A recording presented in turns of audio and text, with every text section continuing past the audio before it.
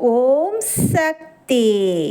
மாயையை வெல்ல தொலைவில் உள்ள கானல் நீரைக் கண்டு உண்மையான நீர் என்று ஓடி ஏமாறுகிறாய். சூரிய ஒளியில் பிரகாசிக்கும் ஒரு கண்ணாடிக் கல்லை பார்த்து வைரம் என்று நம்பி ஏமாறுகிறாய். மாயை காரணமாக என்னை விட்டுவிட்டு வேறிடங்களுக்குச் சென்று ஏமாறுகிறாய். வெறும் தோற்றத்தை கண்டு நம்பி ஏமாறாமல் என்னையே பற்றி கொண்டிருப்பவன் மாயையை வெல்வான். பொய்த் தோற்றம் கண்டு ஏமாற மாட்டான். உண்மையான வைரத்தை அடைவான். தொப்புள் கொடி என்ற குழாய் மூலமே தாயின் கருவிலுள்ள குழந்தை வளருகிறது. அதுபோல ஆன்மீகம் என்ற குழாய் மூலமே மனித இனம் வளர்ச்சி அடைகிறது. ஆன்மீகத்தில் உடும்பு பிடி. ஆன்மீகத்துக்கு வந்துவிட்ட பிறகு இருப்பதை வைத்து முன்னேற வேண்டும். இல்லாததை தேடி அலையக்கூடாது.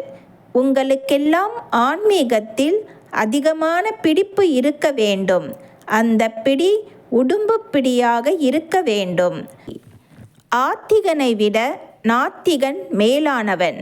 ஆத்திகம் பேசிக்கொண்டு பேர், புகழ், சுயநலம் என்பவற்றிற்காக அலைபவனை விட பொதுநலம் கருதி அடக்கமாக உழைக்கின்ற நாத்திகன் மேலானவன்.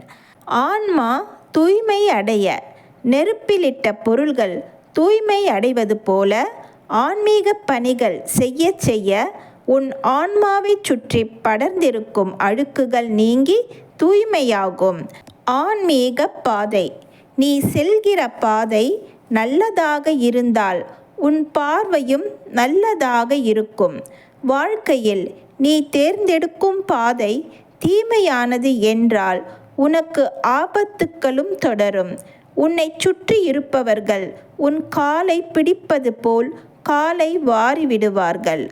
உன் கழுத்தை பிடிப்பது போல் நடித்து உன் கண்ணை குத்துவார்கள். நீ ஆன்மீக பாதையினை தேர்ந்தெடுத்து வாழத் தொடங்கினால் அத்தகைய ஆபத்துக்கள் குறைவு. வைரத்தை பட்டை தீட்டினால்தான் பளபளக்கும். தங்கத்தையும் சூடு செய்தால்தான் பளபளக்கும். அதுபோல ஆன்மீகத்தில் அடிபடத்தான் பலன் கிடைக்கும். நல்லது கெட்டது, கசப்பு இனிப்பு சேர்ந்து வாழ்ந்தால்தான் நல்ல மனிதனாக வாழ முடியும். அன்னையின் அருள்வாக்கு. ஓம் சக்தி.